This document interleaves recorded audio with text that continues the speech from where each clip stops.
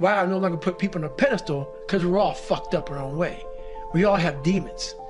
Some people hide them better than other people. First big problem is that you have put a lot of people above you. Put no one above you. No one. I put God above me. Besides that, there's no one better than me. You have to become an equal. So this is how I look at it. If you're playing Roger Federer, before you get on the court with Roger Federer, he's the best of all time. But you're also a professional tennis player, man. You're forgetting your own fucking resume. So once you get on the court, let's say it's a grand slam. It's 5 sets, hopefully, if you can go the distance with this guy. But before you even bounce the ball to serve it, you're down 2 sets. Because why? You look across and you're playing fucking Roger Federer. But guess what? You hit a good shot on Roger Federer in the 3rd set. And you realize, I can play with this motherfucker. But it's too late. You gave up 2 sets before you got on the court. You gotta stop giving up 2 fucking sets before the game begins. And we do that already. We give up 2 sets before the game begins. So I learned that real quick. I saw these Navy SEALs before I became one. My God, they're better than me. They're better than me. I gave up 100 sets. And I had to work up to realize these are human beings with the same shit I have. Yeah, there's some people who run faster, swim better, but mentality is mentality. There's no, you're not gonna outwork me. I'm gonna catch up somewhere. Who do I use as a standard to measure myself by? It's really everyone and no one. Because there's people in the world that have skills and strength and talent that I will never have. So, what does that mean? Does that mean that I give up? Does that mean that I quit? Of course not. Not at all. It means that I'm gonna try to be the best that I can be. The strongest, the fastest, the smartest. The smartest human that I can become. That's what I'm gonna go for. It is possible. How close can I get to that greatness?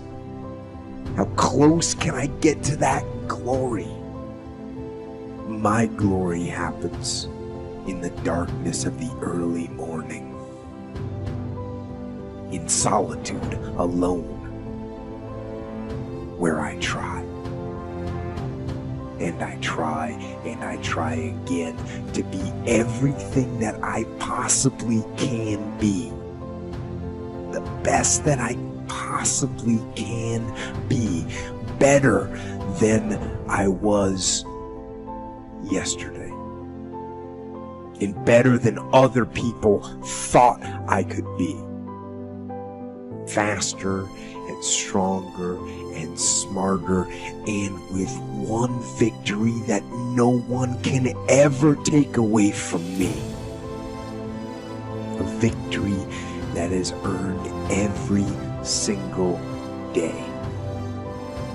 A victory of determination and will and discipline. And a victory that is achieved because I will not stop. Most people who are failing are trying their fucking ass off. Most people who are failing are being criticized by people who haven't attempted what you're even trying to fail at. So what I'm failing at, so after I did 2,500 pull-ups my first time going for the record. You know how many people were criticizing me? Look at your audience who's criticizing you, first of all. They're not even in your fucking world. You don't even talk to me. Block them out. That's the first thing. When you grow up weak and you start to master your mind, because my whole thing is whenever I'm weak at something, whenever I'm scared of something, I master it. I was a weak-minded person, so I mastered my mind. And in mastering my mind, I mastered the human mind. And I realized why I no longer judge people. why I no longer put people on a pedestal, because we're all fucked up our own way. We all have demons. Some people hide them better than other people. So I know we all have them. By me knowing that, I know that most alpha males are very fragile. Very fragile. They never want to see another person harder than them. Ego is serious. So if I can hurt your ego, I got you. So by me having such a fragile ego growing up, all this was my advantage. I was doing a live autopsy on how fucked up I was. I was like, hey, this fucks me up. I bet it fucks other people up too. So I started using all these different tools and tactics to get in instructors' heads. And the taking souls, that's where it happened, man. We're Wednesday, freezing fucking cold. Everybody's jackhammering. Everybody wants to, everybody's just want to get through it now. And the instructors take great pride in watching you suffer. They do. We, in a sick way, it's kind of funny. You were there once as a student. Now you're an instructor. But I knew, how would I be thinking if I was an instructor? I would love seeing this sadistic shit go on. But what wouldn't I like to see? I would hate to see some guys just looking like this is just another fucking day on the fucking beach and go fuck yourself. That's, you know what, man? It's time. I can't fight you. You guys can fuck me up all day long. That's your job, and I love your job. I love what you guys are doing. You guys are making us better. But now, I want to take the tactical advantage and I want to start fucking with you.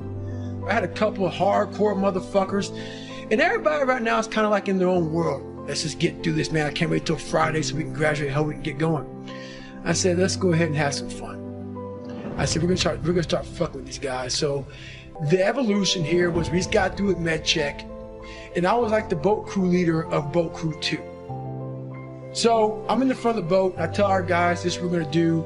The boat's like on our heads. So all it was, we're supposed to lift the boats up above our head. That's all you gotta do. But when you're this weak, you're this fragile, you're this tired, the boat's heavy.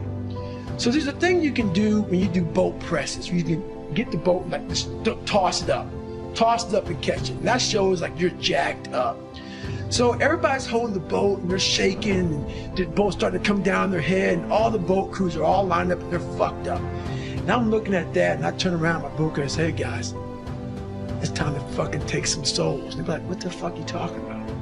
I said, I go, you see all these fucking instructors out here, all in their fucking jackets, and drinking coffee and laughing and smiling and shit? I want their fucking faces to go straight up fucking numb. So we're gonna do this. We're gonna start boat pressing this motherfucker. Just take my lead, trust me, you'll get energy from it. We start throwing this boat up in the fucking air, catching it, throwing it up in the catch, and we start yelling, can't hurt fucking boat crew 2. We're yelling our fucking ass off, and we're doing it. And they make a stop, like what the fuck, like stop. I look at these instructors, and their faces literally look like someone just took their soul out. Cause I know their minds were like, they were thinking about themselves.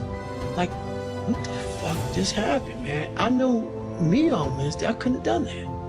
How are they doing it? So the rest of the time, going through Hell Week, it was like we owned it. As you're trying to fix yourself and dig yourself out of this deep hole that life, society, and you helped also. Those people who you saw down there in that hole, who were there with you, who were your friends and people who you counted on, because you meet the people in the same situation that you're in life.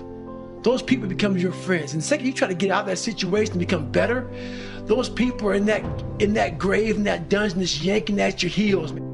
So I get that all the time now. People would constantly remind me of who I used to be back in the day.